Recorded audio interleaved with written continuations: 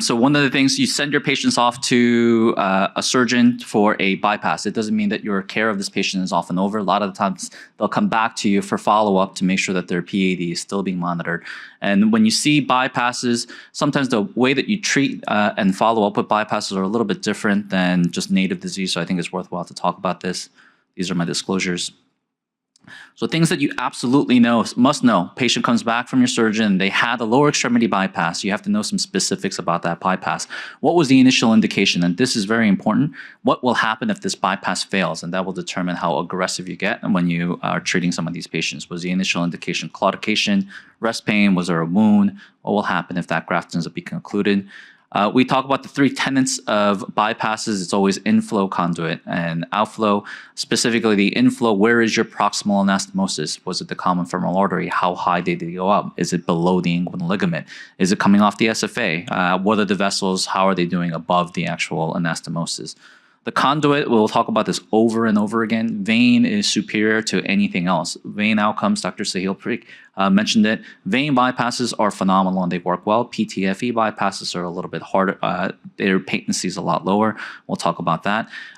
If they use PTFE, you still want to know what size was the PTFE that they put in. A lot of the times for vascular surgeons, they're putting in 6mm PTFE bypasses. You need to know that size because if you're sizing any kind of interventions for the anastomosis, it's important for you to know. And then if they did a PTFE bypass to a tibial vessel, for example, did they use a vein cuff or some sort of combination distal anastomosis is important to know. And then outflow, what was it attached to? What was there at the time of the bypass? And this will matter a lot for salvaging your bypasses. When you're diagnosing a failing bypass graft, you're doing it in a couple ways. The patient's either coming to your office because they have new symptoms now. My claudication that was gone after the bypass has come back, or my rest pain that was there has come back now, and they're coming to your office. A lot of the times the patients are picked up during surveillance. We do surveillance for these patients. We talk about the amazing interventions we could do. We talk about these SFA lesions that we can cross, but the most important thing to know is that this is a palliative disease in general, and patients will come back with recurrent disease. So typically, most surgeons will have a 1 month, 6 month, 1 year kind of follow-up for patients who have a bypass. And during that time, you're performing a duplex ultrasound or cross-sectional imaging to figure out who's at risk of a failing bypass. So just a schematic of a just standard bypass that's going around the area of blockage. Look at inflow during your follow-up. You're looking at everything above it. It might be a common femoral to popliteal bypass, but how's the status of the iliac arteries? And you have to make sure that the pulse in that area is good, and you need to check that space out. Look at the conduit, particularly if it's a vein. If it's a PTFE tube, it is just a plastic tube that runs all the way throughout. That doesn't have any kind of variation in its diameter throughout. But if you use the saphenous vein, that does matter a lot. So a lot of surgeons will use saphenous veins that are 2.5 to 3 millimeters in diameter that have valves throughout the area. So you're looking for areas that have elevated velocities. And then look at the distal anastomosis. Most of the time, a lot of the times you have a PTFE graft that is failing, you will find disease at one of the anastomoses. You will have intimal hyperplasia at the areas of either the proximal or the distal anastomosis. We've talked about it. Vein versus PTFE matters a lot. A vein, you can probably salvage focal narrowing as you're having kind of retained valves or something like this, and we'll show you an example. But if it completely occludes, a vein is very difficult to thrombectomize, mainly because it's not thrombus necessarily sitting through the entire segment, but you have disease that has built up in that plaque. You might be able to lyse it, but once a vein conduit has failed, its secondary salvage is a lot more challenging. This is different from a graft. Graft, I think before Dr. Sharma showed a great slide of thrombus versus the typical atherosclerotic plaque that you have within vessels. That holds the same for PTFE versus vein. When you look at a PTFE graft and you took cross sections of it, what's sitting in there is thrombus, right? Makes sense. There's no intima within PTFE. You can get platelet deposition and some pseudo-intima, but there is no like actual cells that are going in. There's no atherosclerotic plaque. So that's all thrombus setting in there, which means that your techniques of lysis, percutaneous thrombectomy, that can all help in clearing up a clot. So this is kind of a patient that you would follow up with that has a FemPop bypass, that has a follow-up, a focal segment on ultrasound of elevated velocities. This is a retained valve, and you'll see something like this. And this can be treated with endovascular techniques using balloon. You may need a focal stent, but one of the benefits of having a vein graft is that it is truly like a vessel and it's compliant. With systole and diastole, it varies in size, which is why it owes to so much of the improved patency that you have compared to PTFE. This is a fantastic article that was published out of Japan that looked at the vein bypass graft once it occludes, and this is a good example of what we were talking about. So here's a fem tibial vein bypass graft that was completely occluded. You can technically get a wire into that. You can technically use a balloon to open that, and you can get secondary patency of something like this. But if you run IVUS through something occluded vein graft, this is kind of what you will see across the area.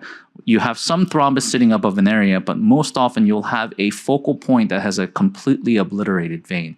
This is why the quality of the vein that you use for the bypass is important. This is why kind of primary assisted salvage of a failing bypass graft is important, because once you get obliteration of the vein, no matter what, it's difficult to get that to back to the same quality it was before it was occluded. So oftentimes, as it was shown in this case report, you have to convert that to some sort of stented or covered stent kind of bypass graft, which at that point, you've lost a lot of the advantages of a vein bypass graft. Options for occluded PTFE is a little bit different. Thrombolysis still works very well. I think a lot of us think about putting a patient in the ICU and putting a lysis catheter as being bad, but it does a really good job of breaking up all the clot, the thrombus that's sitting inside that PTFE. There are new techniques with single-session thrombectomy using a variety of thrombectomy devices that are out there. I'll show an example of that in a second. But a lot of surgeons still do a surgical cut down and a thrombectomy. So one of the most important things after you have a occluded PTFE graft is there is some sort of underlying lesion that led to that bypass graft from thrombosing. So it's not just about clearing the actual clot out of the PTFE, but treating a inflow or outflow lesion that caused it to go down. Other options, you could do a redo bypass, and oftentimes you will see this once in a while. A patient who got a FemPop bypass, it's occluded, it was a vein bypass, you can still recanalize the SFA with a lot of the techniques that we've heard about today. It's a great video. It was coming out of Italy that shared this case of a occluded FemPop bypass graft, and they're using a Rotarex device within the FemPop bypass graft, and they're passing that atherectomy device, but not really as an atherectomy tool, but more as a thrombectomy tool to clear the thrombus as much as possible.